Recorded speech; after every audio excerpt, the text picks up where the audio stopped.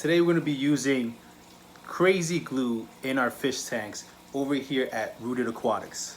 As you guys know, I'm Daniel Sosa. You can follow me on the same Instagram page. It's a brand new crazy glue little thingy majiggy that we are using today. And as you see, I'm just popping the hole in there, making sure everything goes well. And hopefully I do not crazy glue myself. So besides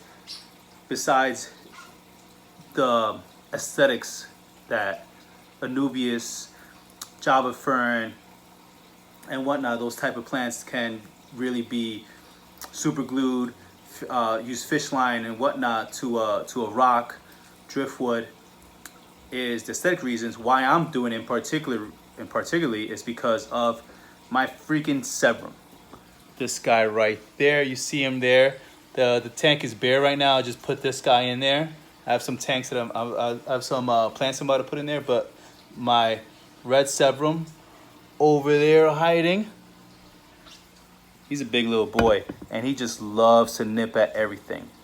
And you know this page is all about planted tanks. Now I can't have a tank without plants. So I have my driftwood designed this way because I feel this big piece of wood, right? It's pretty cool. If I lay it down this way, it's cool and all. I love the way it looks.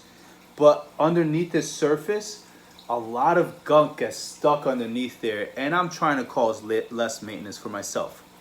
So I like to place the rock here. It gives it some cool like little like fishing swimming surfaces and swimming areas for my clownfish that I have in there, and the one Cetodontis I have in there. I'm thinking about putting several more of those guys down there, but we'll see. So I am thinking that this guy, now I've even done this where there's a crevice right in here. You see this crevice right there, where I would just kind of fit him in there, and he would look beautiful in there.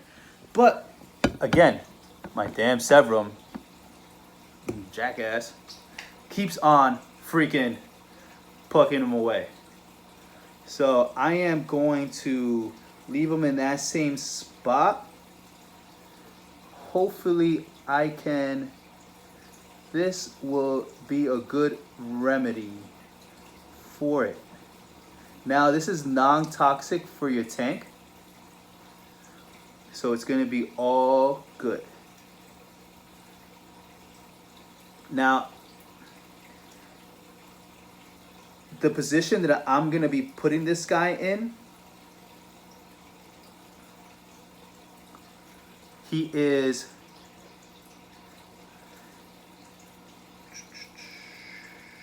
make sure I get all these surfaces. All right, good.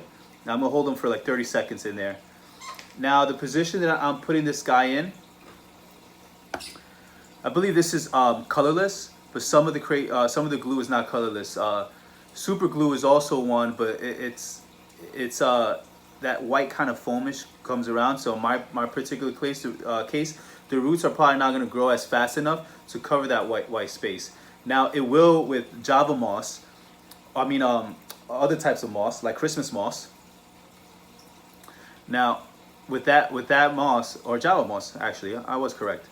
Now, with that, it would eventually cover up that white, ugly-looking aesthetic spot that you really don't want. So you just have to be patient. Now, I've been holding this for a little bit some time now. Now, I probably should reposition it though. Yeah, there we go. It's really getting in there. I'm gonna reposition it so it could stay in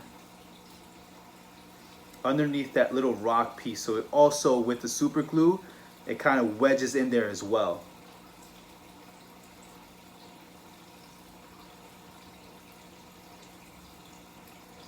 Yeah, there we go.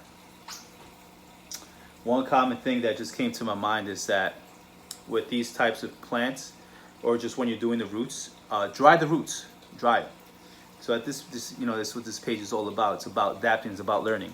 Now, I had to clean some algae here off of this guy here.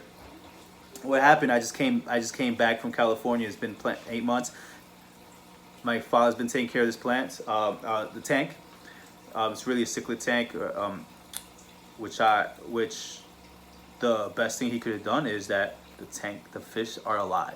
They're healthy, they're chunky. The clown loaches are chunky because I've had some snails in there and they've been eating them up like crazy. So I got back and I saw the loaches and they looked even fatter than when I left them. So I'm all about it. Now this guy kind of rooted in there. You see the roots in there, you see the substrate stuck in there.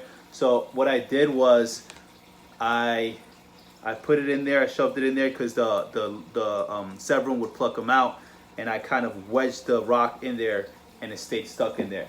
So I'm probably just gonna do the same thing. Now I do have Trident Fern here. So where is my Trident Fern? There it is. So this is Trident Fern. You see here, and I'm really proud of that other little mass Java Fern mat that I have there, because they really grew beautifully. Now these are little babies, and we are gonna prep these guys up. So I'm gonna use these guys actually for my rocks here. I'm gonna super glue them in little areas, and hopefully they grow well. I strongly believe that they will.